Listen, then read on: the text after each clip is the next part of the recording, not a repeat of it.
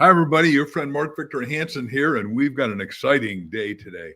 We got a man here that lives in wonder, lives in joy, lives in love. He's just fallen into true love, which we'll talk about a little bit. That isn't our main topic because he's got a new book, but he lives in the spirit of generosity that he learned from his father. And some of you remember we talked to him once before about the Little Ladder Company, and everybody's got a ladder to success, and he has certainly climbed his. And he's just returned from multiple trips, some to Asia, some around America, all of which we're going to get to today. So we got an exciting day for you because we're going to be talking about giving hearts with our dear friend, Doug Wing. Doug, how are you today? Mark, how are you doing? I'm doing great. Great to see you. Great to be on the show. Thank you so much. Yeah, and I've been over the weekend. We were with our mutual friend, Ken Walls, and he said you guys knocked it out of the park with a lot of people on. And the books have started to go straight to the top. So again, congratulations. Well, thank you so much. I didn't, 5 years ago, I never thought I'd be doing books, but I had some persuasion from you, Jeffrey Gittimer, and others that said, hey, you've got some books in you. So we decided to do it, and they've been successful. Thank you for encouraging me along the way. Well, listen, I'm thankful. So give us the overall premise of a giving heart. I mean, it's sort of obvious that everyone, you ought to live to give and rather than give to live. Maybe did I say that the way I meant to say it? I hope I did. Anyhow, because the greatest is love, and love and giving and generosity are exactly the same. So talk to that a little bit for us, if you would, please. Yeah. So the first book that I did together with you and your company was The Giver.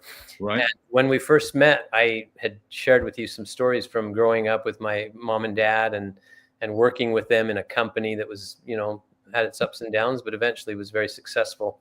And so, on the first book, we took stories from my life.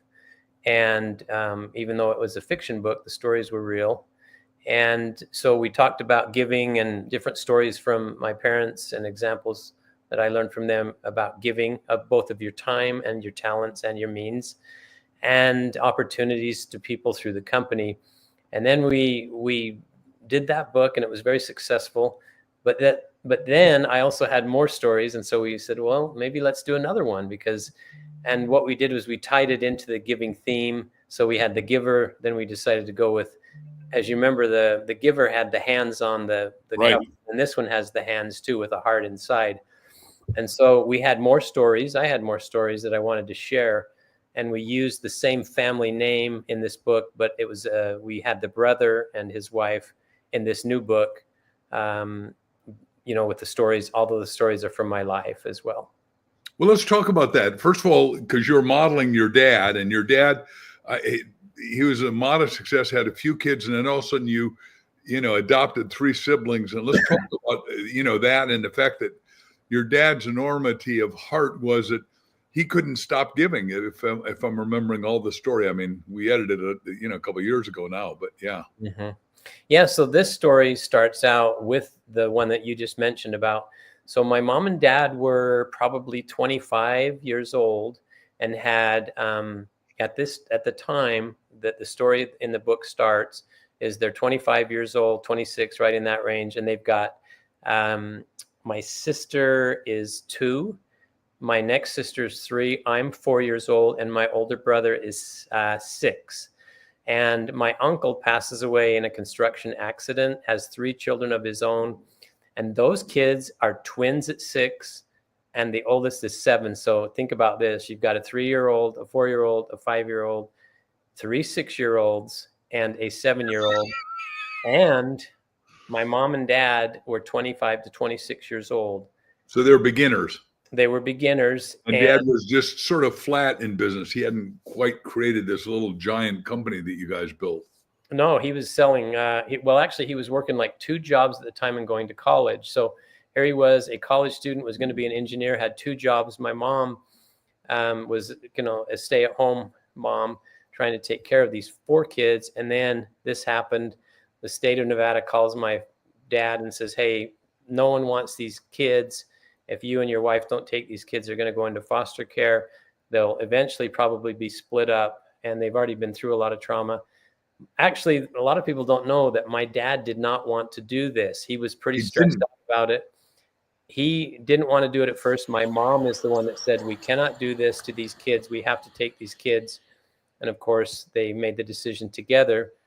And he was a wonderful father. But my mom was the one that really said, we can't do this to these kids. And so all of a sudden, man, you went from 4 to 7. And so the book starts out at this story and talks about how there was a lot of struggle. My dad ended up quitting college because he couldn't do it. He just couldn't do it. And so he had to continue to work 2 to 3 jobs until he started selling life insurance. That's how the whole thing started. My dad knew he was good with people, started selling insurance, and then went to Europe, started selling insurance. And that's where he saw the original Little Giant ladder and started selling ladders. What country was he in when he saw the ladder and he was selling insurance? It was in Germany. And my dad was bilingual, so he worked for a company in Salt Lake that was called Beneficial Life Insurance Company. And because he spoke German, he and another partner of his in the insurance business, they were both selling to military people there in Germany. American military life insurance, yes. And that's where he met my mom and eventually found the Little Giant ladder. So the book starts out with them going from 4 to 7. And it was a great sacrifice on my parents' behalf, and talks about the struggles of going through, and even in the struggles of doing the things that they did with these kids and helping them raise them. Then, obviously it talks about some other things that they did in the giving nature as well. And the book goes through and talks about those things. So let's talk about your dad. Just one more lick here. Back in Germany, I want to talk about him seeing the little ladder there very specifically, but let me just do a benchmark, because your dad did so phenomenally well, which we'll talk about in a second. Is my hero is Andrew Carnegie, one of many, as you know, the guy who is the richest guy. He was the Elon Musk of his day. Mm-hmm. And what he did is he went to Germany, same place, saw Bessemer Steel. We didn't talk about this before, I'm sure of it. And Bessemer Steel figured out how to put steel together with the Bessemer method, and it was stronger. It had what's called tensegrity strength. He brought that back to America, and that's why he became the biggest steel guy, making Pullman cars, railroad tracks.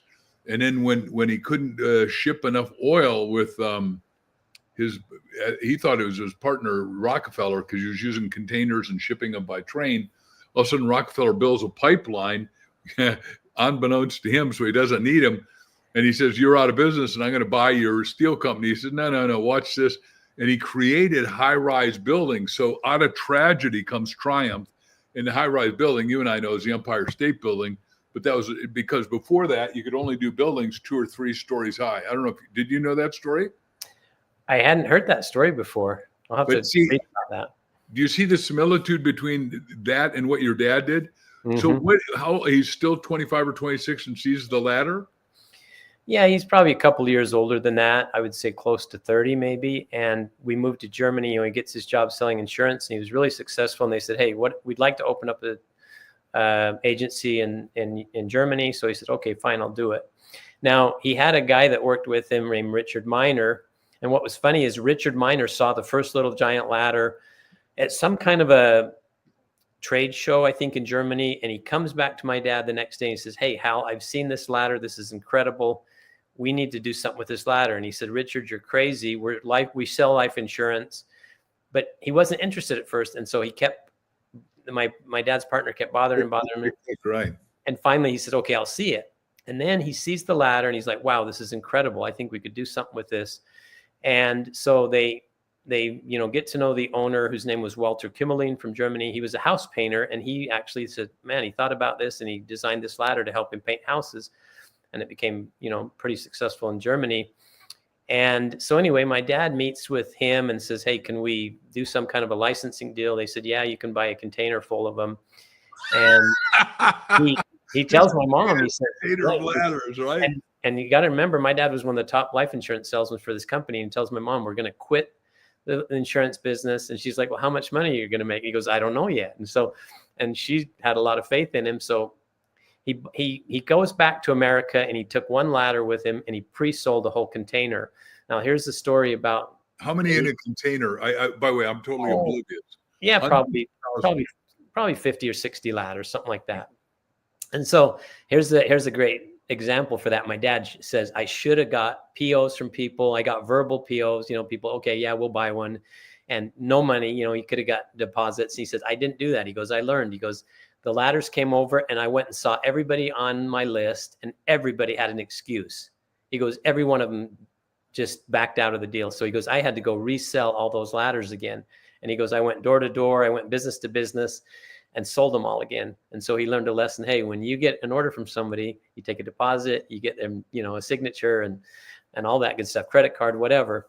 But so eventually he just kept selling, buying more containers and more containers. And he started selling more and more of them and doing on a licensing thing. And then finally he said, hey, went back to the Germans and says, what if I built them over here and, paid you guys a royalty on this? And so that's kind of how that happened. And then their patents ran out from Germany, and my dad re-engineered them. He was a pretty smart guy and got his own patents. So that's how the company was started. But how many did they do the first year? Do you remember any of that? And what year would that have been? Oh man, it was probably, it would have been in 1972 was the first year we did it. And I don't know how many ladders they sold. I mean, it was probably, 500 or something. I don't know. I have no idea, but that was a long time ago. But, I mean, back in the infomercial days, when we first started, we were selling 7,000. We were producing 7,000 ladders a day, 24 hours a day, 6 days a week. So it was pretty. Did you do the infomercial yourself, or did you guys do the infomercial with like Guthrie Ranker? We did one with a company called Infomercials Inc. out of Utah, and all they did was infomercials, and they're a pretty successful company. They did other very successful infomercials, but there's a story behind that too, because you tell us. At the time of the infomercial, we were building 400 ladders a day. All our patents had expired. We had knockoffs from China. We were about ready to go out of business, and somebody went up to my dad and said, hey, we've done well at trade shows, at fairs, anywhere we show the ladder, people buy it. What if we did an infomercial? And my dad says, well, that sounds really great. So they do the research on it. And at that time, it was $1 million to do an infomercial. The only problem was Little Giant did not have $1 million at the time. We were just about ready to go down the tubes. And so my dad says, okay, he literally bet the farm. He goes, I have a farm, it's paid off, and I will loan you the $1 million, but I want the money back in 6 months. I'll be in the infomercial. And he says, I want $10 for every ladder that's sold on the infomercial. Boom, we do the infomercial again. Now do the math, 400 ladders a day. We went from literally overnight, when that infomercial was done, from 400 ladders a day to 7,000 per day. And you just keep in mind that $10 figure that Hal wanted for every ladder that was sold on the infomercial. And in 6 months, he got the money back for his farm. He was able to get the money back. So it was an incredible story. We actually went and we did all of this with no debt. We bought new machinery. We, had to hire new crews and expand everything. And we were making so much money that we did it all with zero debt. So it's pretty incredible. Yeah, boy, I believe in being debt-free and stress-free. And this whole thing about your dad being in life insurance and knowing how to sell and then sell your way forward is what I've done with all my books. So, I love it. Now we got somebody, our dear friend Ken, saying, I got a couple of my favorite people right there. Yay. And you're one of our favorite people too, Mr. Walls, sir. So now you created this great company. How soon did he start bringing in the kids, or did you work at the company from the get-go? I worked there. It's the only company I ever worked for. I worked there for 45 years. I was 8 years old, I was 10 years old. My brother was 12. And my dad was so smart. He had us, of course we were young back then, but man, when we grew up and went through the company in manufacturing, he had us learn every position, everything that happened in how to produce the ladders. And as we got older, we learned every facet of the business. And later in life, I realized he did that for a reason, because we eventually took the company over and we knew how everything was done throughout the entire company. He was so smart. But I learned so much from both my mom and my dad. But the thing that was amazing is that as we as we worked in the company, and especially after my father passed away, I didn't realize how much of a philanthropist he was and how big of a giver he was until I started interviewing people for the first book, Giant Success, and then other people. Hey, I've got a story for you. You want to, you got to hear this one. You got to hear that one. I was blown away at the not just the money that he gave away, but the people that he gave chances to working there, the service that he did for other people. It's just incredible. He seemed to be in the right place at the right time, and he was always looking for people that he could bless or help. He was pretty special that way. Well, Hal Wing is special, and so are you. You're the kid that got the holy grail of goodness and generosity of heart. But the fact is, what it says in the Bible is in Malachi, the last chapter of the Old Testament, when, give and I'll open up the windows of heaven and you'll really get such a rich reward you won't be able to receive it. And that's really what you're saying. It's exactly. And I understand that experience because nobody can sell 500 million books, which I've done. And it's only because we tithe in every book. And that's why we said, wait, we got to do another book called The Giver's Heart. So take us through this contribution, because the names have been changed to protect the innocent, like that TV show I grew up with. But yes. You're treating family and characters. Talk about what happens in the book. Yeah. So again, we start off with the family, and it talks about as the struggles they had with, there were some problems with my cousins. These would have been my cousins, and they were later adopted and became, of course, my brothers and sisters. And but there were problems, behavioral problems and different things like that we encountered that my parents had to work through and that we had to deal with as well. But then it talks about how, they eventually were able to do their own company and their own business. And then it talks about the giving as well. There's some really neat stories in there about integrity and giving, and just some neat stories. I don't know, if we want to get the best one you can remember on giving or integrity, either one right now. Okay, great. So one of the coolest stories, you've been to Utah, Mark, about so there's a company there called O.C. Tanner. It's a big jewelry company there in Salt Lake, and they make beautiful jewelry. They've got, their own stores and things like that. And I interviewed a guy named Curtis Bennett, who was the general manager of O.C. Tanner. And he says, I'm going to tell you a story about your dad that I have never told you before. And he says, it's incredible. So my dad's in his office one day. This couple walks into his office. They walk into the reception area and say, hey, can we talk to Mr. Wing? So that his secretary comes and says, do you have time to meet with this couple? They do not have an appointment. My dad says, sure. He did that quite often. He said, yeah, I got time. So this couple comes in and they've got like a big trunk. I mean, it's like a suitcase, but a bigger, it's kind of like a footlocker, I guess is how he would describe it. They come in, they walk in with this big trunk and they introduce themselves and they said, Mr. Wing, we are really down on our luck. We're about ready to lose everything we have. The only thing that we have is this jewelry that we inherited. We don't know anything about it. We think it looks nice and it's nice. Could you help us? Could you look at it? Are you interested in buying it? And he says, well, let's see what you got. So they bring this chest up. They set it on my dad's desk and open it. And Curtis says, it's amazing jewelry. Your dad knows it's amazing. And he looks at it. And the couple says, he says, how much you want for it? And they said, we'd like to have $100,000 for this jewelry. And my dad looks at him and says, I think this jewelry is worth more than 100,000. Can I make a phone call to Curtis Bennett in Salt Lake at O.C. Tanner and see if he could see you and you could take this jewelry to him and he could help you? So he makes the phone call. Curtis says, yes, come up to Salt Lake. I'll see him right now. And my dad says, okay, they'll be up there in an hour. They come up and show this jewelry to Curtis. It's incredible. They kind of thought they knew what they had, but not really. So Curtis says to this couple, I can sell this jewelry for you. It will take a little bit of time. We'll do a consignment. I'll sell it for you. Bottom line is they sold this jewelry in 2 years, and it sold total for everything, $2.5 million in jewelry. Now, what did Curtis get? Like 10% or 20%?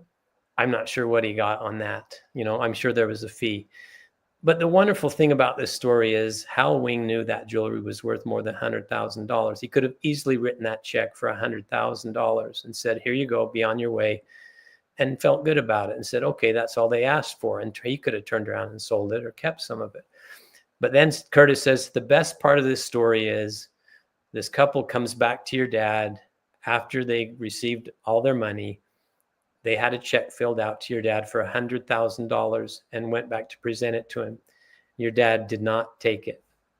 Oh, he didn't take it. Wow. Well, by the way, the point is they were operating in integrity. If you make whatever it was, $1 million, $2 million, you deserve to pay $100,000 for that. Yeah. Some people don't understand value. I mean, it just. But Hal Wing knew, he knew what it was worth. Wasn't going to take advantage of him. And then in the end, he doesn't take the money because he was just trying to help these people out. He's just amazing, God bless him. Okay, tell us a story about integrity. Well, here's one that I really love about this book and that involves me personally with the personal. Hal Wing was a speed demon. Whether he was riding his horses, he always wanted fast horses or motorcycles or cars. He loved fast cars. And he was always one ticket away from losing his license. True story. And so I just barely had received my license. I'm 16 years old.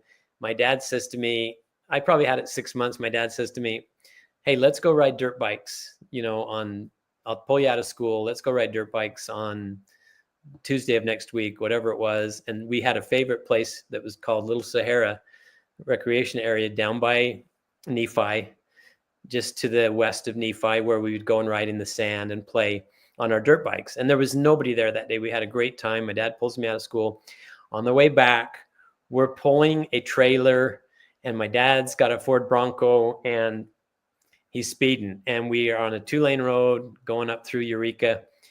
He's going way fast. And in the rearview mirror, a policeman passes us, sheriff passes us, and flips around. My dad says, oh my goodness. And so my dad hurries and pulls over, and he says to me, switch me places, because if I get one more ticket, I'm going to lose. I go to foot walking. Exactly. And it's got a bench seat. And I said, I just got my license. I said, this policeman's going to know we're going to go to jail. My dad says, just play cool, be cool, and don't worry. So the policeman comes up and he says, how fast were you going? Do you know how fast you're going? I said, I have no idea. And so he says, this is how fast you're going. Let me see your license, registration, insurance, and gives me a ticket and drives off. So my dad says, let me drive again. And we go home for the night. And we have our supper at our house. I'm still in high school. Go to bed. The next day, my dad gets up right before school and he says, I want to tell you that what I did yesterday was wrong. And he said, I was dishonest. And back in these days in Utah, you didn't really have judges in some of these smaller towns. You had what was called justice of the peace. Yep. And on the ticket, since we were in such a rural area, it had the name of the justice of the peace and his address. My dad says, get dressed, get ready. We're going to go to see the justice of the peace.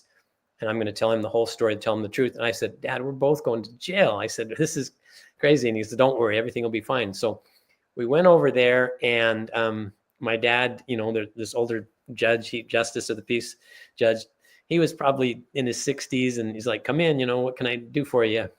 And I thought, man, he's probably got a phone somewhere, red phone. We can pick it up and say, get in here and haul these guys to jail. I was so scared. I was 16 years old.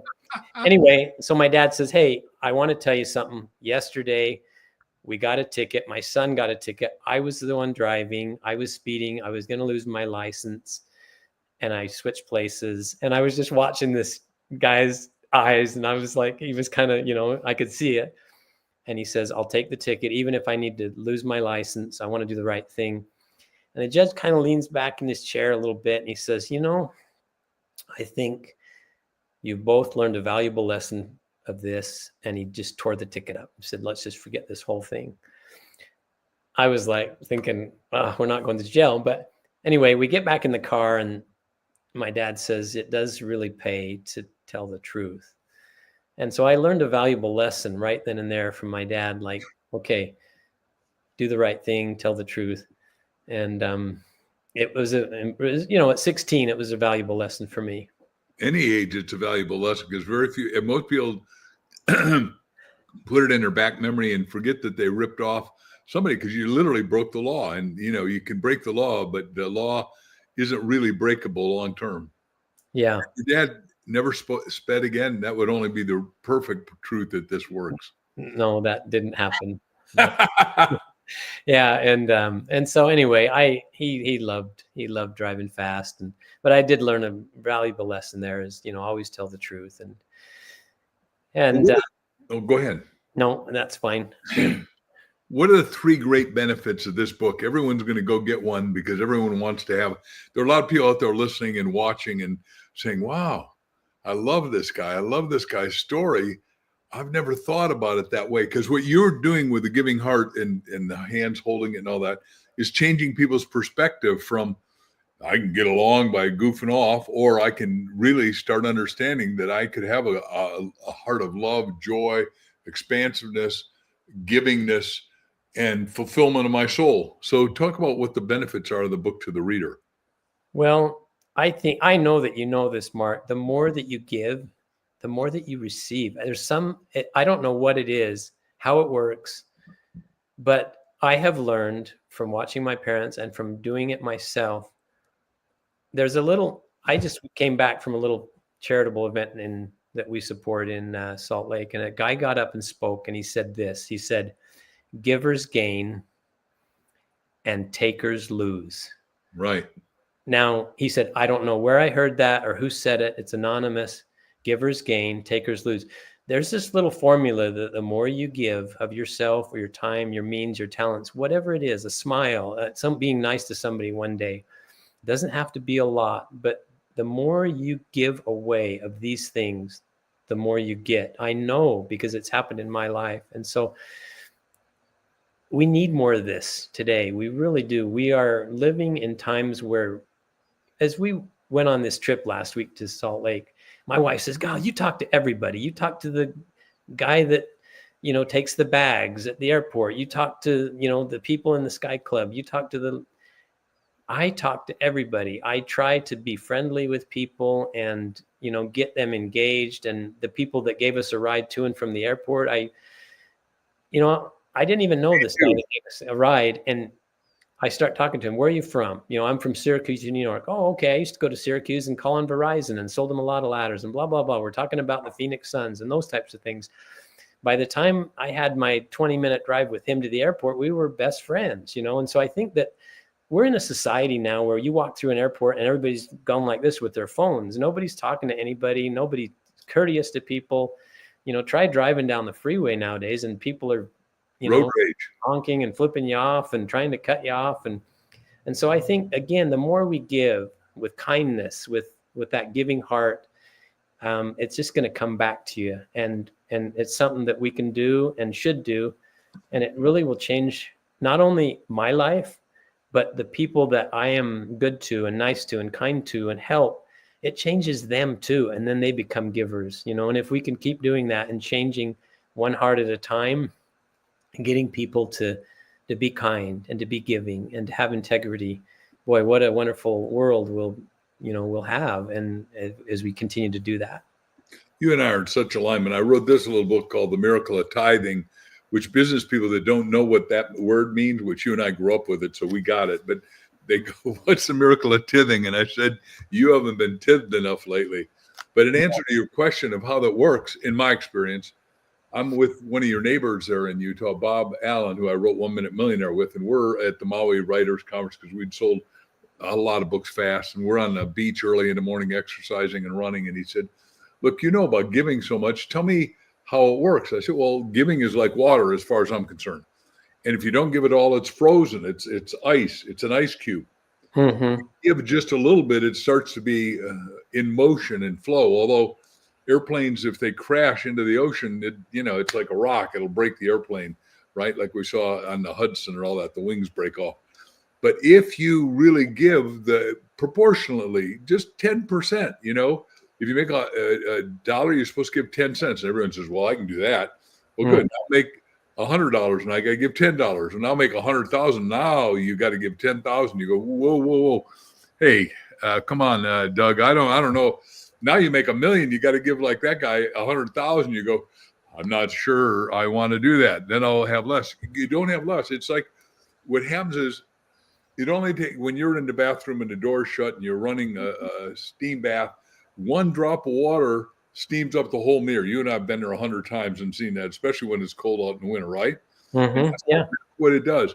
It is giving is the expansive exponentializer that nothing else is like it, because now you're dealing with not three-dimensional reality, breadth, width, and depth, but because you're in the ladder business, you're going off the ladder at the top to the fourth dimension, which is God's dimension. And in God's dimension, God owns everything, right? So God expands it, says, wait a second, you're being a good and faithful servant, you and like your dad Hal and like this book, because what the book is it's to open up people's minds to a whole nother reality that they haven't, oh, come on. If I give 10% of $100,000 and give $10,000, I now got 90,000. How could I have more? I now got less. Mm-hmm. You and I know that there's only more if you're playing the card right. If you have a giving heart, a generous, loving, open, expansive heart. Yeah, and one of the things my dad really taught me too, and my mom, they were both so good about it, was my dad would often say, the money I have, the things I have are not really mine. And he says, they came from him. Right. And he said, and one day when I'm gone, I'm going to have to meet him and give an accounting. Okay, Hal, I blessed you with a lot of things. What did you do with them? Who did you help? Did you spend it all on yourself? Or did you help others? Did you help other people? And so I think that was one thing that I really learned from my dad. The other thing I learned from him, and I can give you a story about this too, is Please. I know my dad every day woke up, and when he said his prayers, he asked, who can I help today? And I know that he was led to those people. There's a story, one of his employees, Mel Huffaker, who worked there for many years, lived in Utah, close to Little Giant. A canal broke. You know how we have those big canals here in Arizona that bring the water down from Utah? We got them in Arizona too. Yes, sir. Yeah, they were living right next to one of these big irrigation canals. They had a breach and it flooded their basement and filled their whole house with water and mold. And they had to move out of their house. They were still paying their house payment, had to move into another house. There was a big legal battle with the canal company and his insurance. This went on for 2 years and he wasn't able to even live in that house. He had to get an attorney.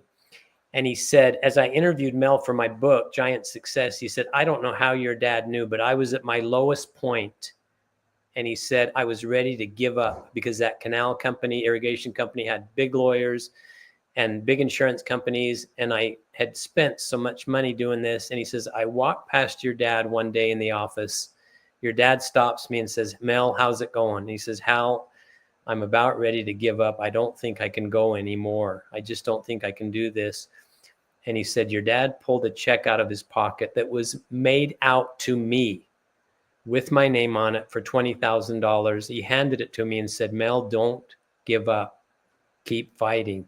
Now, how did Hal Wing know that day to write that check to Mel and tell him, don't give up, keep fighting? And so, again, I know that he was in tune and always asked every day, who can I help? Who can I help today? Please guide me to someone. And that's the case right then and there. Again, where the check was made out. How did he know that? He just did. Well, that's what I'm saying is that what you just said is your dad and you are in tune with the infinite, and the infinite transcends the human set of consciousness. It goes into the fourth dimension, sort of like a tetrahedron, right? Mm-hmm.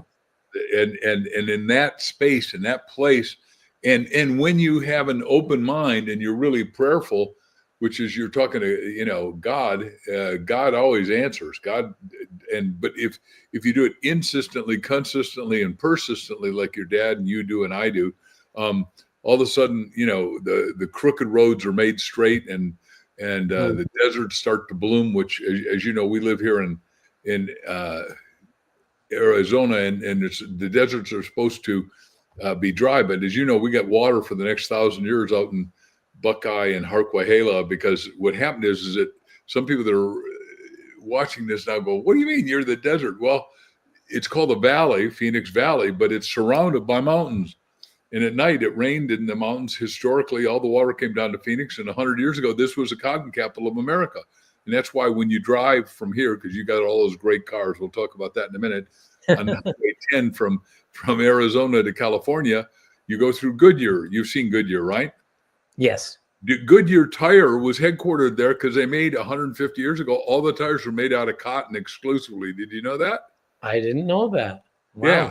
And that's because there's so much water there, because the water came here, went there, grew the cotton. But when they wanted Phoenix to become, and now we're the sixth biggest city in America and growing like crazy because we're the data center. What happened is that suddenly they shunted the water. They put it in canals out to Buckeye, thinking, well, it'll go to Buckeye, and then the way the world works, it'll go straight down to Mexico. What they didn't know is that there's marble and granite there, so all the water backed up. So we got 8,000 feet deep, 1,000 years of water for all the houses you could ever build, all the cattle we could grow. And ladies and gentlemen, Arizona, as Doug knows, is known for 5 C's. We're known for climate because it's beautiful weather 9 months a year. 3 months, it gets a little hot here. Next, we're known for cactus. Next, we're known for cattle, which most people don't believe, but we're the biggest cattle down in Tucson and out in Flagstaff, and just amazing cattle. So you got climate, you got cactus, you got cattle, you got cotton, and you got copper. And then the bonus one is my wife, Crystal, who you and I, think the world of. At least I do, and I know that you met her and think the world of her too. So talk about a giving heart, the generosity that why should somebody open? They're closed, right? The street term is it's close to the vest. If you came to me and asked me for money and I'm close to the vest, I go, nice try, Hal, or to your dad, or nice try, Doug, get your butt out of here. What the hell are you asking me for? How do you get somebody to unzip and open up their heart and be generous? Well, I think it helps to obviously share stories. And that's why I did these books. And I do a little bit of speaking about that too, and talk about the generosity of, how it made my life better and how it benefited the people too. I mean, one of the things that was, again, we talked about him being so in tune was the opportunities that he gave people in the company. He often went out of his way to hire somebody maybe who just came out of prison and who nobody else wanted to hire, or somebody with disabilities, those types of things. And so one thing that I loved about my dad was he had this unique ability. Let's say that I walked into your office and you saw me and you thought, he's kind of a nice guy and I see some abilities in him, but I can really see him being successful in this. And that was one thing that my dad was really, really good at, was he would see the person not as they were in their current state, but he saw them in the future and to what their potential was. He hired them and then he helped to mentor them and make them into what they were really could become and watch the growth. He was so good at that. And that was one thing I really liked was, there was a guy, I'll tell you a story about a guy named Mike Pay. He lived in my mom and dad's church congregation neighborhood, we call them wards, but it's a congregation. And he was probably in his 30s, but he had some kind of mental issues where he wasn't maybe as sharp as other people, and he was on disability. And week after week, my dad would see Mike at church. And finally, one day he went up to Mike's mother and he said, "Hey, can I come over and talk to you and Mike?" Because he was living with his mother and he would do nothing but watch wrestling all day and cartoons. And my dad went to him and said, "Mike, I'd like to give you an opportunity to come work for me in production. I think you can do this." And all he did all day long when he came to work was, we had these huge bundles of aluminum that we would cut down into different channels and rungs and different things like that. And Mike would collect all of the rubbish, the garbage, the paper and the wood that they were wrapped in, and he would put them all away. All day long he would do this. And at the end of the day, all he did was clean all day. He'd clean the restrooms and sweep the floors and mop them. Never complained. And, there was a transformation with Mike. He became more confident in himself, and his worth was, he had more self-worth because he was like, I can do this. He eventually drove a car and got his own vehicle. And he was he was independent, right? He retired from the company after like 20 years, moved to Florida with his son, retired and passed away recently. But I look at how here's a guy that probably just would have sat there and watched TV all day, and he actually became something, right? Even with his limited capacity and capabilities, Hal Wing saw something in Mike, and he grew as a person. So that's what he did, a lot of that, and it was really neat to see it. I love it. I love it. We did the Shaq is very generous. We did a book called Chicken Soup for the Handy Capable Soul, because I don't think anyone's disabled. Now, I understand that title smacks people in the face and they go, I'm disabled. Well, if you claim it, you are it. But if somebody like your dad or you see more in them than they see in themselves, they become what you see, right? And that's obviously what happened to me. Is I had a lot of mentors that saw, they said, look, the kid's got potential. He's pretty raw and he's pretty rough, and pretty stupid and pretty ignorant, but maybe we can chip out all that bad stuff and make something good out of him. And they did a pretty good job. And I'm very thankful. And we always try to mentor and help somebody and bring somebody up when they're feeling low or not feeling right. Or can I give one example we just had today happen? Sure. The guy's going to go unknown, but to you, but he was a military officer in Vietnam and an amazing guy. And he's been my friend for 40 plus years. And he called and he said, look, my sister just died out in Oklahoma and I'm the heir, the only heir, and I don't know how to do it. And I've called 4 attorneys that can't do it. So I immediately called my attorney, who I love a lot, a guy named Sean White here, who's just beyond terrific. And I said, Sean, here's the situation. This guy's the only heir to his sister's estate. Her husband died, the kids are died, and my buddy here is it. Can you help him? And he said, we help all military guys, especially officers, especially when they've been besmirched by the world. And I said, okay, good. And so I got a 3-way call. This guy's energy went from 0 to hero to 100% because he said, holy cow, why? First of all, why would you, Mark Victor Hansen, help me? And why would you introduce me to your attorney and sacrifice your reputation? I said, there's no reputation. You and I are pals. And what pals do is they do more for others than they would ever do for themselves. Because anytime, back to what you're talking about, a giving heart, when you have a giving heart, you don't have to, back to what you said earlier, very articulately, you don't have to worry about where it's coming from. If you keep putting out good stuff, you get back good stuff. You put out bad stuff, like some of the people we know in Washington, they're at the end of the branch and they're about to fall off, it seems to me, right? Yeah. They've done some stuff. And Diana Brown, thank you for doing this and having such heartwarming stories, because this guy lives, breathes, and has chicken soup spilling out of his brain and heart and soul. So with that, let me ask you, Doug, talk about why did your dad give you this love of great automobiles that you bought? I think so. I mean, he even when we were not doing well, it seemed like he always had one car that was kind of neat, you know.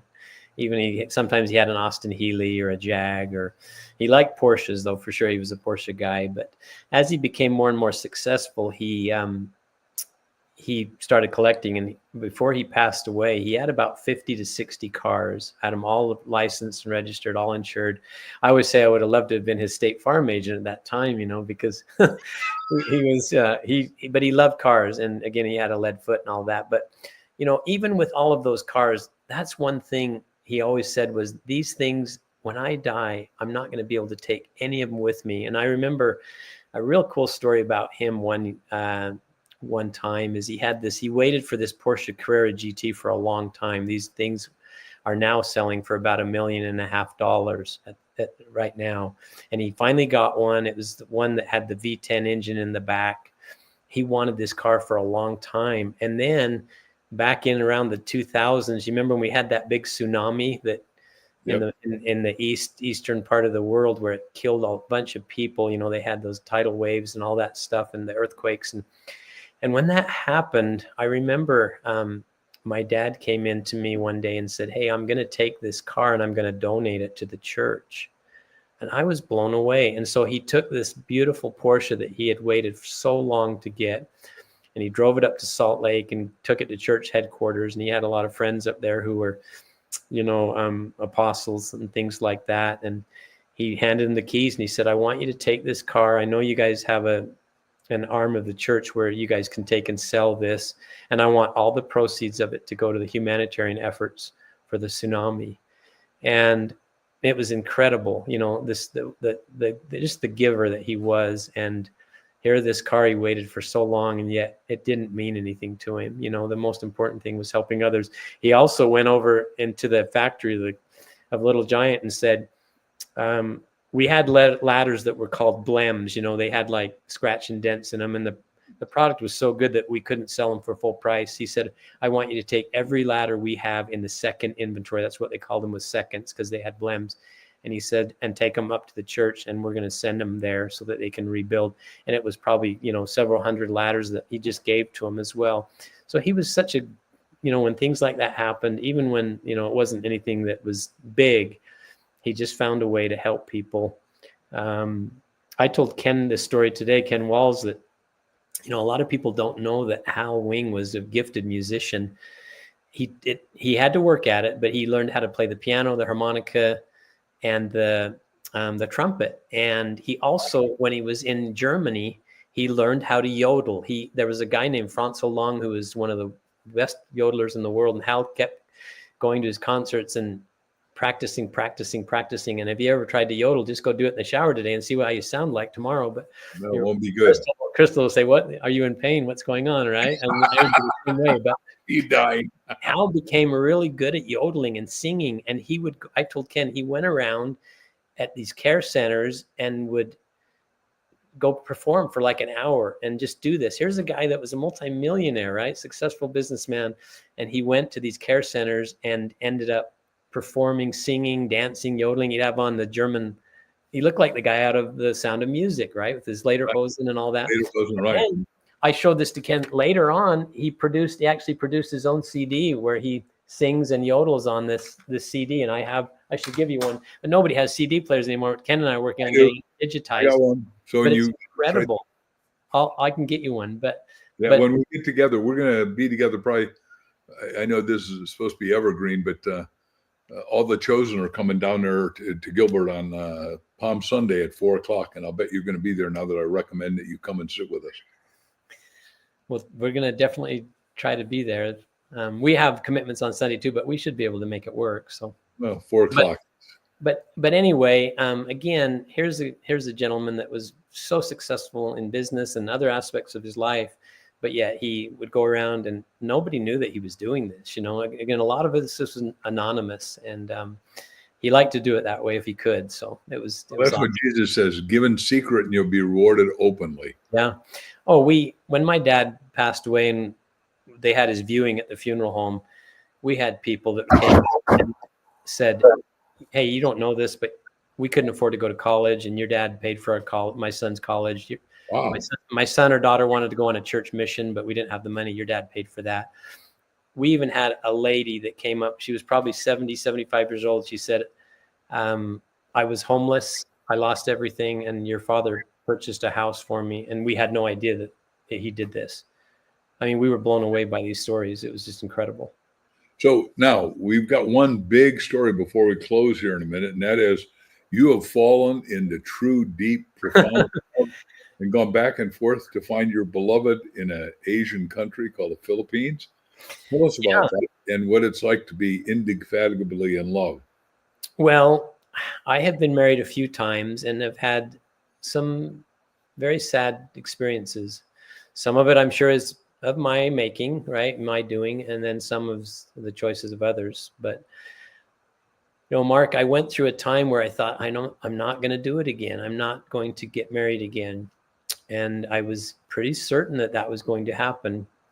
There was a lady in Salt Lake from the Philippines that came here, got married, and, she said, "Hey, I'd like you to meet one of my friends, and I think that you'll really love her. She's just wonderful. She's never been married. And the only problem is you've got to go to the Philippines to date her." So that's not sure. Yeah, and that's about 18 to 20 hours, depending on the layovers flying over there. So this all happened during COVID. We couldn't go over. We couldn't see each other because it was shut down. The world was shut down, and so the only way we could communicate was through, Skype and things like that, Messenger, things like that. And we'd send, we'd video each other. And eventually things opened up, and I could tell that we liked each other. And her name's Heidi. And it was funny because Jeffrey Gittimer, one of my friends in the publishing world, Jeffrey. Yep. I think she's the one. I just have a feeling she's the one. I said, Jeffrey, you don't even know her. And he said, I know. I've seen pictures of her. I've seen her smile. I've seen her countenance. I think she's the one.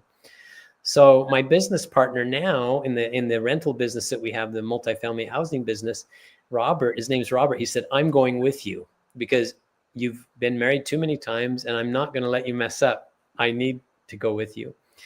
So here's the cute story about this. The funny story about this is we fly to the Philippines, and, of course, the first night I think we're tired and we sleep. And then the next day, Heidi comes to the hotel where we're staying at, and Robert's there, and he's there with his daughter. He took his daughter with him. And he said, Doug, I'd like to speak with Heidi for, a little while. And so they just left somewhere. They went and chatted. Maybe they were gone for a half hour, 45 minutes. And he said, okay, him and his daughter, we're going to go swim with the whale sharks and do all these other things. He says, I'll talk to you later. So I spent that first day, getting to know Heidi. And then she went back to her place because, she had to work the next day. And so Robert calls me. He's in another room. He texts me or calls me on my phone. And he says, hey, I've got to talk to you before you go to sleep. This is really important. I thought, oh no, there's something wrong with Heidi.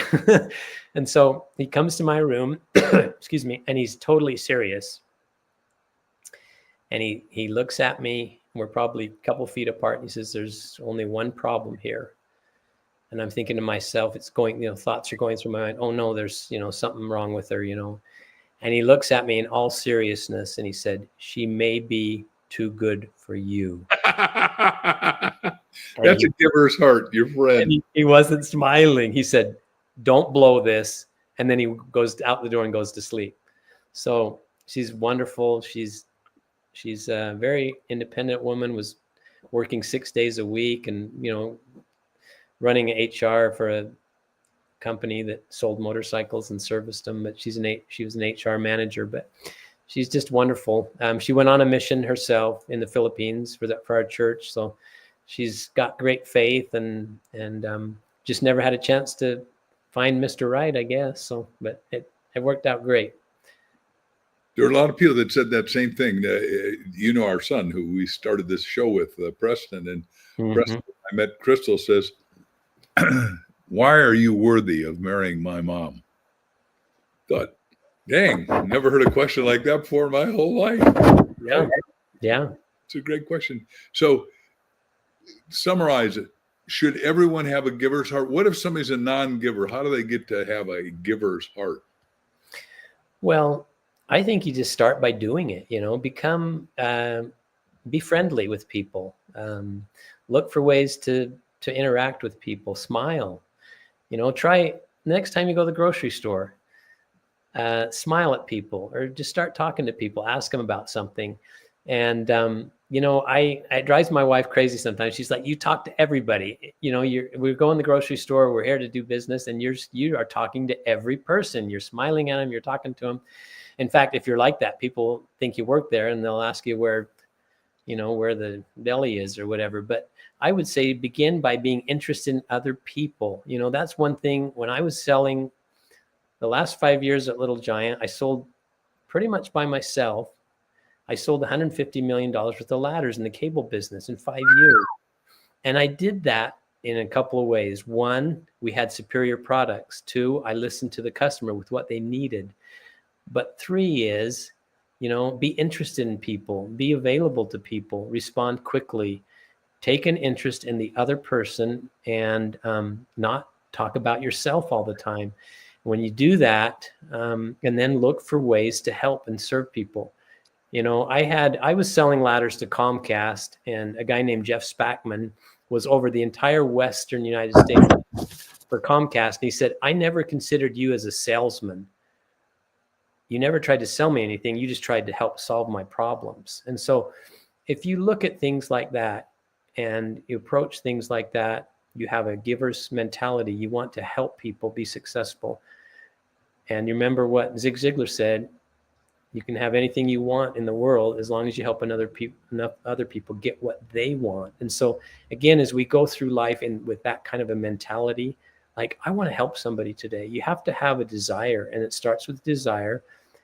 But I promise, if they'll go out, if everybody here that's listening will just go out and say, I want to help somebody today, help me find somebody today to help, it will happen. It really will happen. And then you go from there and say, tomorrow I want to help 2 people. And you have to look for it. You have to have the desire and look for the opportunity to serve and bless other people, and it will happen.